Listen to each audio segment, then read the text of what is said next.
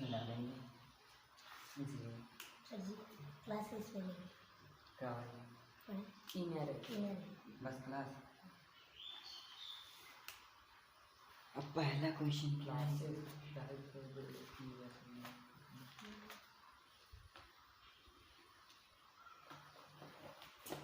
किताब ले ही बताया कि सही होता है कि नहीं किताब लेने से। कितना किताब देखिए, अब इसमें हम पढ़ाएंगे कि आपको क्लास 9th का प्रश्नावली 1.1 परिचय आपके सामने है। अगर ये परिचय आपको कंप्लीट रहेगा तो ये प्रश्नावली 1.1 आपको बहुत आसानी से क्वेश्चन कह रहा है कि प्रत्येक पूर्णांक एक परिमेय संख्या होती है। अब पूर्णांक संख्या किसे कहते हैं? जब तक हम पूर्णांक संख्या नहीं जानेंगे तब तक हम परिमेय संख्या नहीं सॉल्व कर सकते। क्या? पूर्णांक संख्या। ठीक, प्रत्येक पूर्णांक संख्या एक परिमेय संख्या होती है। पूर्णांक संख्या हमने भी परिचय आपको कराया है, यहाँ पे है पूर्णांक संख्या। पूर्णांक संख्या कहते हैं किसे? वे संख्या जो धनात्मक, ऋणात्मक और शून्य से मिलकर के बनी होती है उसे पूर्णांक संख्या कहते हैं। तो पूर्णांक संख्या को हम P/Q के रूप में लिख सकते हैं। परिमेय संख्या कहते हैं किसे कहते हैं? वे संख्या जो P/Q के रूप में होती है तथा उसे P=0 परंतु Q=0 होता है उसे परिमेय संख्या कहते हैं। तो जिसे हम P/Q के रूप में लिख सकते हैं उसे क्या कहते हैं? परिमेय संख्या कहते हैं। अब पूर्णांक संख्या है, इसमें पूर्णांक संख्या को क्या हम P/Q के रूप में लिख सकते हैं? हाँ, स्वाभाविक बात इसे हम लिख सकते हैं, क्योंकि इसके बटे में हम 1 लगा दें तो ये भी परिमेय संख्या बन गया, इसके बटे में 2 लगा दें तो ये भी बन गया, 3 लगा दें तो ये भी, 4 लगा दें तो ये भी बन रहा है कि नहीं? पूर्णांक संख्या, परिमेय संख्या। पूर्णांक संख्या, प्रत्येक पूर्णांक संख्या एक परिमेय संख्या होती है। तो कहें कि हाँ होती है, क्योंकि इसे हम P/Q के रूप में लिख सकते हैं। तो यह कथन क्या है? हमारा सत्य है। क्यों? क्योंकि देखिए पूर्णांक संख्या, पूर्णांक संख्या में हमने बटे में 1 2 3 4 5 लगा दे रहे हैं तो ये बन जा रहा है कि नहीं? पर एक पूर्णांक संख्या बन जा रहा है, एक परिमेय संख्या बन रहा है कि नहीं? क्योंकि पूर्णांक संख्या के बाद ही आता है क्या? परिमेय संख्या। तो पूर्णांक संख्या में हम बटे में 1 2 3 4 5 लगा देंगे तो क्या बन जाएगा? परिमेय संख्या बन जाती है, जिसे हम कह सकते हैं कि यह कथन सत्य है। तो लिखेंगे कैसे? प्रत्येक पूर्णांक संख्या एक परिमेय संख्या होती है, इसलिए क्यों? क्योंकि पूर्णांक संख्या में हम पूर्णांक संख्या को P/Q के रूप में लिख सकते हैं, इसलिए यह कथन सत्य है। अब चलते हैं थर्ड क्वेश्चन। क्या है? प्रत्येक परिमेय संख्या एक पूर्णांक होती है, पूर्णांक संख्या होती है। क्या कह रहा है? प्रत्येक परिमेय संख्या एक पूर्णांक संख्या होती है। तो अब परिमेय संख्या जो लिखी गई है, जैसे कि परिमेय संख्या ये यहाँ पर ये सब में परिमेय संख्या लिखी गई है, ये सब परिमेय संख्या क्या इसे हम पूर्णांक संख्या में लिख सकते हैं? तो नहीं लिख सकते हैं। जैसे कि 1/2 है जिसे हम पूर्णांक संख्या में नहीं लिख सकते हैं, क्योंकि ये धनात्मक है जिसे ऋणात्मक में चेंज नहीं कर सकते हैं। कर सकते हैं क्योंकि -1 से ऊपर नीचे गुणा करके इसे हम चेंज कर सकते हैं, हो जाएगा। लेकिन पूर्णांक संख्या नहीं बनेगा, क्योंकि इसका प्रत्येक परिमेय संख्या एक पूर्ण संख्या होती है। इसे ये कहेंगे नहीं होगी, क्योंकि इसमें जो है ये बटे में नहीं होता है, ये बटे में नहीं होता है। क्यों? क्योंकि पूर्णांक संख्या 0 प्लस माइनस और शून्य से मिलकर के बनी संख्या को पूर्णांक संख्या कहते हैं। ये P/Q के रूप में नहीं है, लेकिन ये P/Q के रूप में लिखी गई। तो ये P/Q के रूप में लिखी गई, लेकिन इसे हम क्या पूर्णांक संख्या में नहीं बदल सकते, बल्कि पूर्णांक संख्या परिमेय संख्या बन जाएगी, लेकिन परिमेय संख्या पूर्णांक संख्या नहीं बनेगी। क्यों? इसमें कारण क्या लिखेंगे? लिखेंगे वे प्रत्येक परिमेय संख्या एक पूर्णांक संख्या नहीं होती है, क्योंकि परिमेय संख्या को P/Q में लिखते हैं, लेकिन पूर्णांक संख्या को नहीं लिख सकते हैं। परिमेय संख्या को P/Q के रूप में लिख सकते हैं, लेकिन पूर्णांक संख्या को नहीं लिख सकते हैं, इसलिए ये कथन असत्य है। प्रत्येक प्राकृतिक संख्या एक पूर्ण संख्या होती है।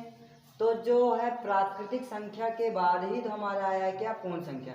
प्राकृतिक संख्या में 1 से लेकर के अनंत तक होती है, और पूर्ण संख्या में 0 से लेकर के अनंत तक होती हैं। तो इसका प्रत्येक प्राकृतिक संख्या क्या पूर्ण संख्या में मिल रही है?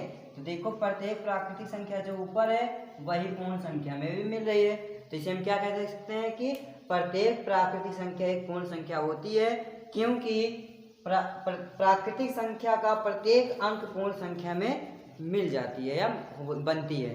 क्यों? अब इसका कारण हम लिख सकते हैं क्या, प्रत्येक प्राकृतिक संख्या एक पूर्ण संख्या होती है।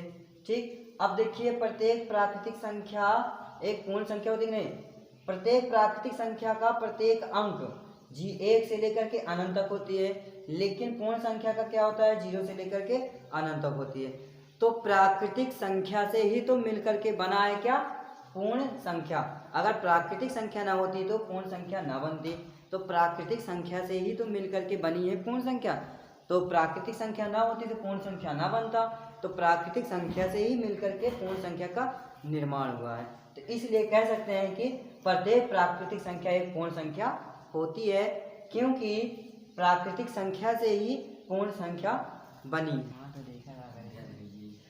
देखिए अब अगला प्रश्न हमारा है क्या, चौथा प्रश्न है, प्रत्येक पूर्णांक संख्या एक पूर्ण संख्या होती है। तो प्रत्येक पूर्णांक संख्या कहाँ गई, ये है प्रत्येक पूर्णांक संख्या। प्रत्येक पूर्णांक संख्या है, इसमें 0 प्लस माइनस में 1 प्लस माइनस में 2 प्लस माइनस में 3 डायरेक्ट अनंत इन्फिनाइट तक का प्लस माइनस में गया है। तो प्रत्येक पूर्णांक संख्या क्या पूर्ण संख्या होती है। तो यही कह रहा है कि प्रत्येक पूर्णांक संख्या एक पूर्ण संख्या होती है। तो देखिए पूर्ण संख्या क्या होती है, इसमें शून्य होता है, अब प्लस में सारी संख्या होती है, लेकिन माइनस में सारी संख्या इसमें है तो नहीं है ना। जब इसमें माइनस में सारी संख्या नहीं है तो इसे हम क्या कह सकते हैं कि प्रत्येक पूर्णांक संख्या एक पूर्ण संख्या नहीं होती है, क्योंकि पूर्णांक संख्या धनात्मक, ऋणात्मक और शून्य से मिलकर बनी होती है, इसलिए पूर्ण संख्या नहीं होगी। और इसका एक कारण ये और भी हो सकता है कि प्रत्येक पूर्णांक संख्या धनात्मक, ऋणात्मक और शून्य से मिलकर के बनी है, ये बात क्लियर है। और पूर्ण संख्या शून्य और पॉजिटिव से, धनात्मक से मिलकर बनी है, लेकिन इसमें यह कारण लिखेंगे कि प्रत्येक पूर्णांक संख्या एक पूर्ण संख्या नहीं होती है, क्योंकि पूर्णांक संख्या का ऋणात्मक वैल्यू पूर्ण संख्या में नहीं होती है। पूर्णांक संख्या का ऋणात्मक मान पूर्ण संख्या में नहीं होती है, इसलिए प्रत्येक पूर्णांक संख्या एक पूर्ण संख्या नहीं होती है। यह कैसे कहते हैं, परिमेय संख्या हमने यहाँ पे आपका परिचय करा दिया है। परिमेय संख्या वे संख्या जो p अपान q के रूप में होती है उसे, तथा p = 0 परंतु q = (0) हो तो उसे परिमेय संख्या कहते हैं। जैसे 1/2, 0/3, 0/2, 22/7, 2/3 डैश इन्फिनाइट, ये सारी संख्या क्या है, परिमेय संख्या है। और पूर्ण संख्या क्या है, 0 से लेकर के अनंत तक की गिनतियों को क्या कहते हैं, पूर्ण संख्या कहते हैं। अब देखिए प्रत्येक परिमेय संख्या एक पूर्ण संख्या होती है। तो जो परिमेय संख्या p अपान q के रूप में लिखा गया है, तो क्या इसे हम पूर्ण संख्या बना सकते हैं। अब परिमेय संख्या कहीं कहीं निगेटिव में भी आ जाता है, कहीं कहीं पॉजिटिव में भी आ जाता है।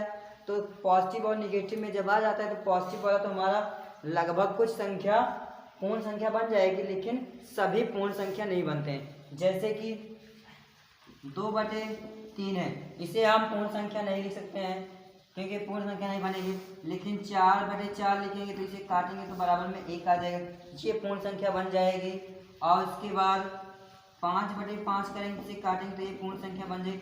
केवल ऐसा ही परिमेय संख्या में मिल रहा है जिसे काटने पर केवल एक ही अंक पूर्ण संख्या बन रही है, बाकी पूर्ण संख्या कोई संख्या नहीं बनेगी। नहीं तो देख लो, चाहे 4/8 कर दें तो काटेंगे 4 का 4, 4 दूना 8, तो 1/2 मिल रहा है। तो ये भी क्या परिमेय संख्या में ही मिल रहा है, लेकिन सभी संख्याएं मतलब प्रत्येक परिमेय संख्या पूर्ण संख्या नहीं बनेगी। तो इसका कारण हम लिख सकते हैं कि वे संख्या प्रत्येक परिमेय संख्या एक पूर्ण संख्या नहीं होती है, क्योंकि परिमेय संख्या को p अपान q के रूप में लिखा जाता है, इसलिए पूर्ण संख्या नहीं बनेगी।